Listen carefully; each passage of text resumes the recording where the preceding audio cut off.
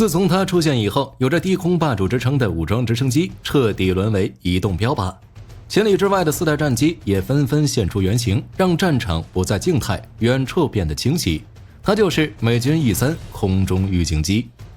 说到 E3， 火力军首先想一个段子：一架美军 B-1B 超音速重型战略轰炸机正在琉球附近的国际空域巡航，突然飞行员看到窗外有2架隐身战机正在和自己伴飞。轰炸机飞行员赶紧通过无线电向己方的 E3 预警机发出了询问：我身边为什么有2架苏57呢？而 E3 预警机的回应则是：你周边没有敌机，请敞开了飞。听到这话， B-1B 轰炸机飞行员再次揉了揉眼睛，看着窗外向预警机回复道：老子信你个鬼！段子到此结束。不可否认，对于某一类人来说，这简直就是一部拍手称快的爽文，但让火力军来分析，那就只能段子了。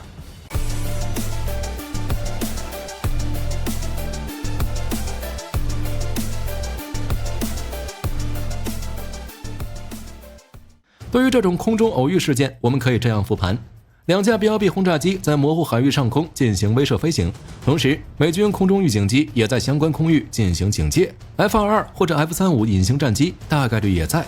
这样的飞行态势势必会引起俄军注意。假设俄方不按常理出牌，让本来就在空中巡逻的苏57悄悄迎上，再从侧后方贴近，那么段子里的情形是有可能实现的。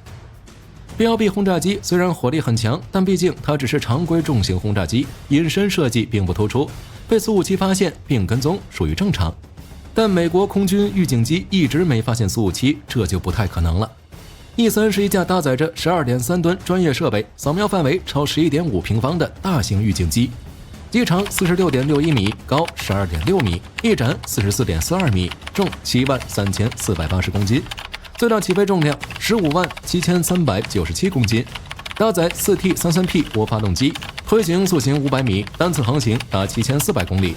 执行预警任务时， E3 能探测到520公里外的轰炸机，400公里外包括直升机在内低空飞行的小目标，对地平线以上的目标最远探测距离高达650公里，覆盖面积相当于30个地面雷达，不仅能同时跟踪约600个目标，还能引导己方战机同时对100个目标进行打击和拦截。对于低空、超低空目标以及海上目标有极强的探测效果。E3 预警机的运作方式是先把收集到的敌方数据传送到各个作战体系，增强整体的协同作战能力，整合各个平台的火控系统。直白的说，就是 E3 预警机通过雷达发现几百公里外的目标后，远程操控地面导弹、战机等火力进行自动式一键启动，所有火力会全部冲着目标开火。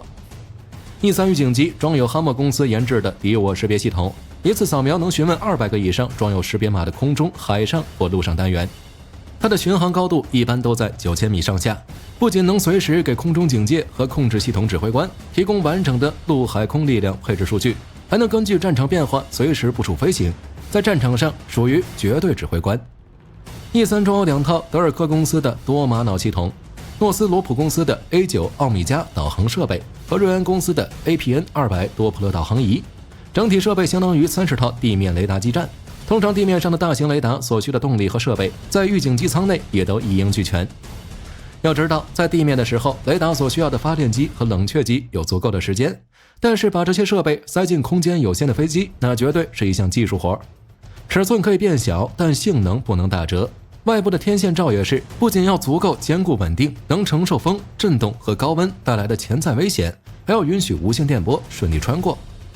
值得强调的是， E3 预警机的主要任务之一是引导战斗机摧毁敌方目标，它可以从根本上影响空战的进程和结果，特别是在地面雷达覆盖不足、指挥控制系统节点不通畅的情况下，引导己方战机与敌方战机进行交战。也就是说，在陌生空域如果失去预警机，这个时候的战机不仅要变成瞎子，还会变成聋子。所以摧毁敌方预警机是目前防空部队作战的最优选择。这个时候咱们再回顾一下开头的段子，客观来说，苏57能不能骗过 E3？ 答案是肯定的，因为这架预警机已经服役了50年，再加上其配备的还是传统脉冲多普勒雷达，对于超音速高空飞行的隐身目标探测能力有所欠缺。此前美国空军高官也公开承认， F-35 战斗机和对手的双发重型隐身战斗机有过近距离接触，在此过程中 E3 预警机就表现得有些欠佳。这话就差说透了，美军现在急着用E7预警机代替E3，从侧面也证明现役预警机的反隐身能力确实存在不足。但是话说回来，当苏57半飞 BLB 那一刻开始，它必定降低了高度和速度。如果这个时候 E3预警机还是一口咬定轰炸机附近没有敌机，那它和废物还有什么区别呢？上世纪60年代，美国想扩大雷达预警面积，开始论证新的预警指挥飞机，以此来替换老化的 EC121。没过多久，辐射面积更大、扫描距离更远的 E2 问世了。可由于地形杂波的影响，那一时期的地面雷达都存在非常严重杂波干扰。E2的雷达在俯视翼下空域时，也会混杂着地表反射回来的杂波，这让机组成员一时分不清底下探测到的究竟是飞行目标还是地面杂波。这种困扰对于技术发展早期阶段的雷达来说是无法规避的通病，所以各国也就由此找到了避开雷达的新方式——低空突防。武装直升机从此开始迅速占据低空市场。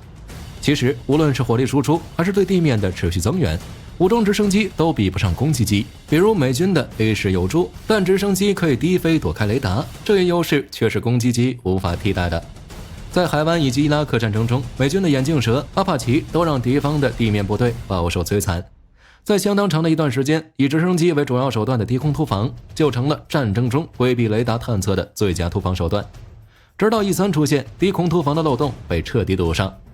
E3服役后，美国曾经对该型预警机进行过多次升级，先是数据链系统，再是 GPS 导航系统、RSIP 雷达系统，最后是用现代计算机替换掉已经停产了的 TTL 和 MECL 等电子元件。后续升级也一直围绕着电子软硬件进行，毕竟这是雷达的核心。目前美国空军有31架 E3预警机，平均机龄高达43年。从美军对外宣布的信息，我们就可以感觉得到，现阶段的 E3不仅任务执行效率持续下降，性能也有点跟不上时代的发展了。未来隐身战机只会越来越多，提升对隐身飞行器的捕捉和锁定能力将会是下一代预警机的重点。毕竟谁也不能容忍自家的轰炸机总被敌方战机半飞不是。目前美国的部分盟友已经开始逐步淘汰 E3， 澳大利亚就购买了 E7预警机，美国也采购 E7来替换 E3。E7算是 E3的升级版，是波音公司在737型号机身的基础上研制的新预警指挥机。E3的长度和翼展只有30多米，最大起飞重量77.6吨。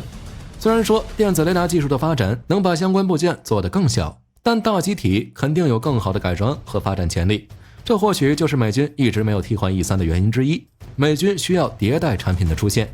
预警机作为空中预警、探测与指挥控制中心，被称为空战能力倍增器。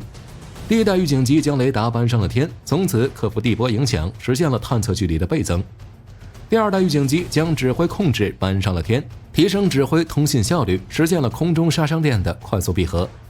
第三代，也就是下一代预警机，将以网络与传感器为基础，融合现有的侦察平台，使战场透明的感知、灵活的信息互通，以及精准的作战控制等等特点。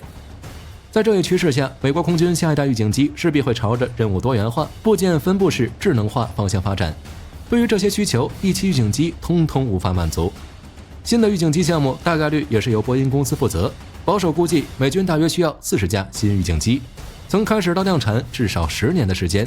而这段时间，上能一战的 E3将持续发挥余热，它的存在是为了发现和锁定目标。如果真的如段子里的那般惨状，相信苏57半飞的就不是什么轰炸机了。美军能容忍这样的预警机继续服役吗？